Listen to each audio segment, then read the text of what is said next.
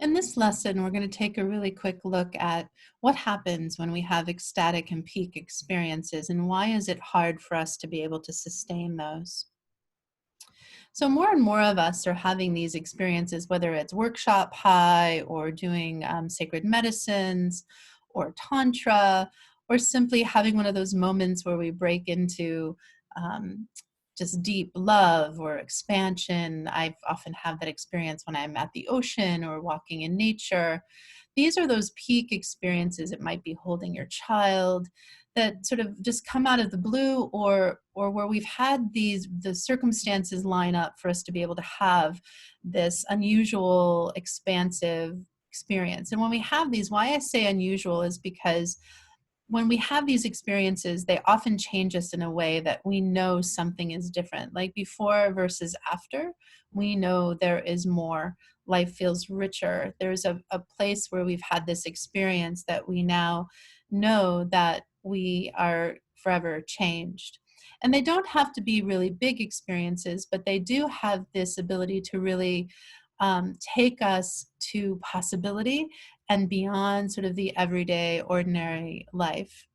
And my belief is that we're actually meant to live in these more expanded states, and that we have the capacity to be able to experience them at will through learning and navigating and using the meta skills and learning how to get the four forces and the four desires lined up within ourselves and with us, with lined up with each other and with life.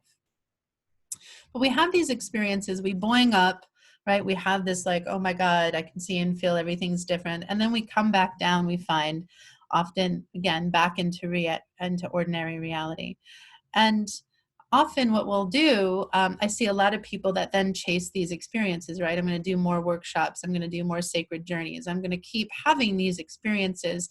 And really then it just becomes this sort of being ping-ponging and boinging up and down. And there really isn't this ability to sustain it. At times we do have this ability to sort of, if we look at non-ordinary reality being at this different plane or a different level, we do have these experiences at times where we're catapulted and we can sustain it for a short amount of time, but then it still feels like eventually we get knocked back off and back down into sort of what feels like everyday ordinary reality again.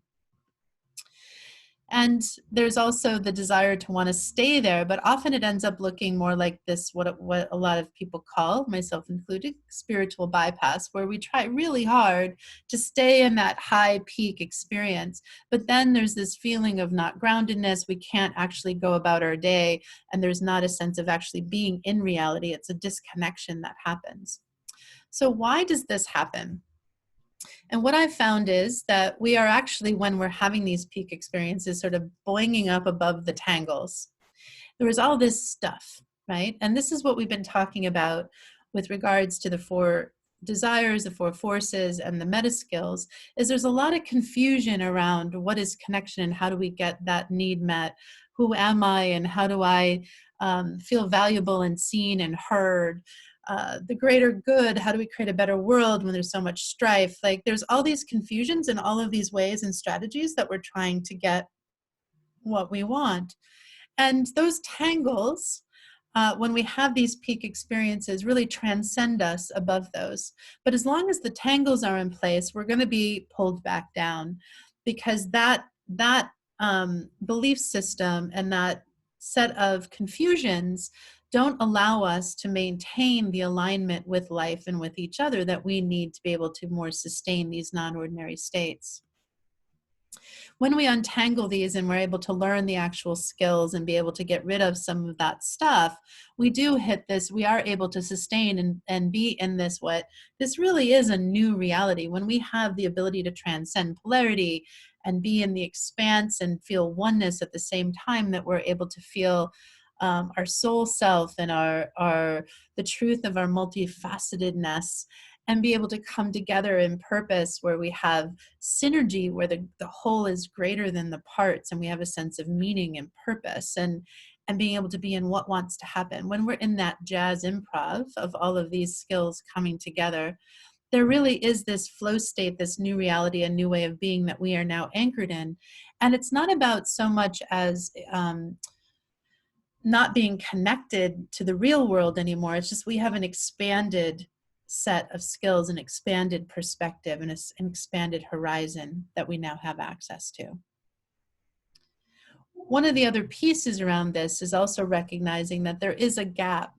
The way I also see it is like if you think of it as one reality, the current reality, the ordinary world, and the new world, the new reality that we all long for. And for a lot of you I know watching this, you have that same feeling of like, oh, there's this whole other way of doing it, right? Well, right now there's a gap because we were born into the ordinary world. In the future, new people will be born into this new reality, and they will have the ability, they'll be taught these skills right from the start. They'll be taught these beliefs right from the start. But in the meantime, those of us that are in this leading cutting edge here, we are having to navigate the gap where we have to undo the ordinary and undo the tangles in order to be able to sustain and invite others to then come into this new reality. And when we do that, when we are able to make that shift and hold it for others, we become tuning forks. We actually become contagious in a really good way. It's going to be using that word these days is a little tricky, but we then become the vibrational note or the pitch pipe that allows other people to then line up and feel that within themselves too. And it really does become exponential. And I've been sitting in meditation and asking, what does it take for us to be able to make this shift? I heard really loudly that just 1 in 10,000 of us, which sounds like maybe still sounds like a lot, but that's only 800,000 people in the midst of 8 billion people on the planet. So you become a powerful catalyst and tuning for others. But even more than that, you also get to have the experience of being able to, at will, access these ecstatic states, these non-ordinary states, these flow states, these peak experiences. There's much more control and ability to create them individually and together.